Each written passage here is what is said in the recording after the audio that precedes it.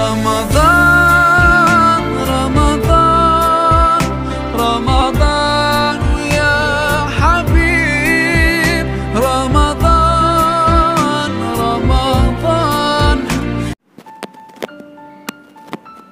Assalamualaikum warahmatullahi ta'ala wabarakatuh. Alhamdulillah wassalatu wassalamu ala rasulillah wa ala alihi wa ashabihi wa mawalah, amma ba'du.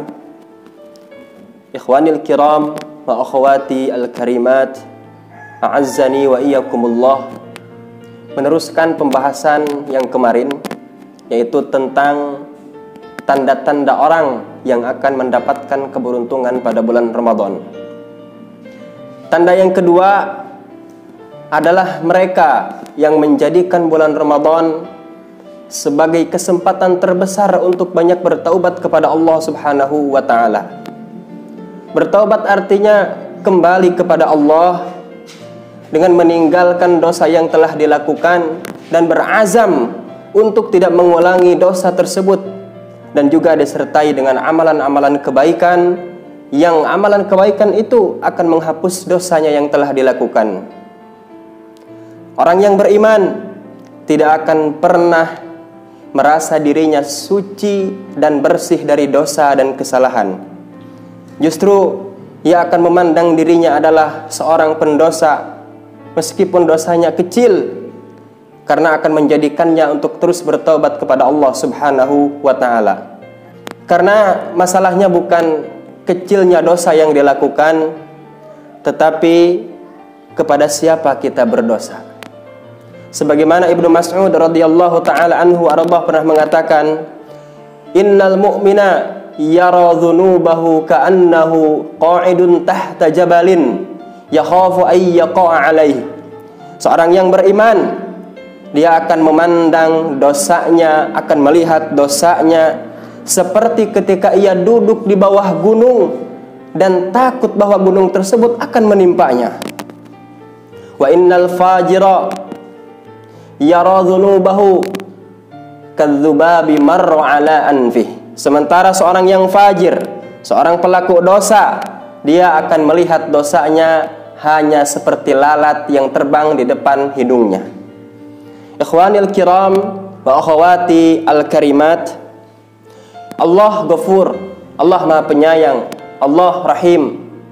Allah Ghafur, Allah Maha Pengampun, Allah Rahim, Allah Maha Penyayang.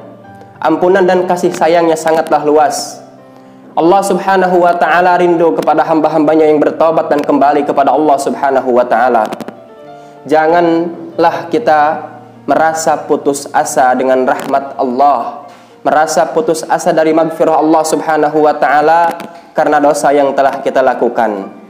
Allah sangat merindukan, bahkan Allah senang pada hamba-hambanya yang tawabin, yang senantiasa bertobat kepada Allah Subhanahu wa ta'ala. Bagi para pelaku dosa, tersedia baginya 3 sungai di dunia, dan 3 sungai ini adalah sungai penghapus dosa. Sebagaimana dikatakan oleh Ibnul Qayyim rahimahullahu ta'ala, fali ahli dzunub salasatu anharin yatatahharuna biha fid dunya fa illam tafi bituhrihim tuhiru fi nahril jahim. Bagi para pelaku dosa di dunia, tersedia baginya 3 sungai pembersih dosa.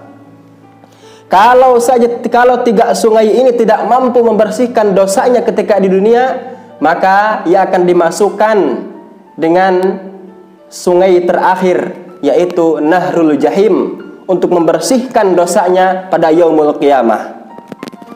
Apa 3 sungai tersebut? Yang pertama, Nahrut Taubatin Nasuha. Sungai Taubatin Nasuha adalah sungai tobat yang benar.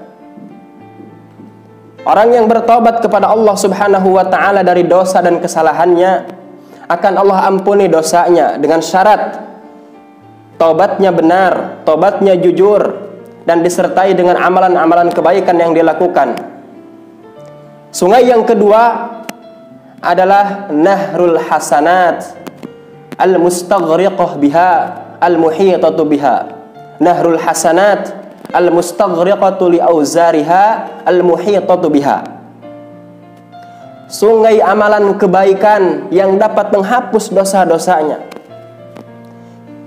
Kita sudah tahu semuanya bahwa setiap kebaikan yang dilakukan itu dapat menghapuskan dosa yang telah diperbuat.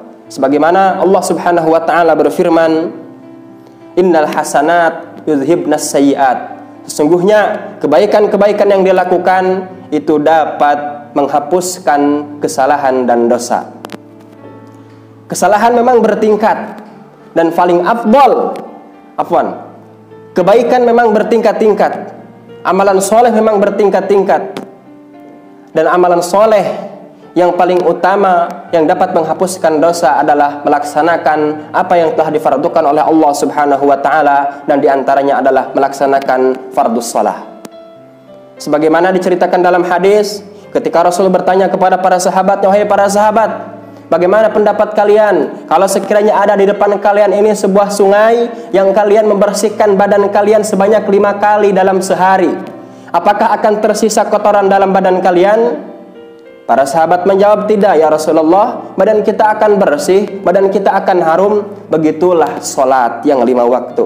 Jikalau kalian terus-menerus melaksanakannya, tidak meninggalkannya, maka itu dapat membersihkan dosa-dosa yang telah kalian perbuat. Kemudian sungai yang ketiga adalah nahrul masaib, sungai musibah.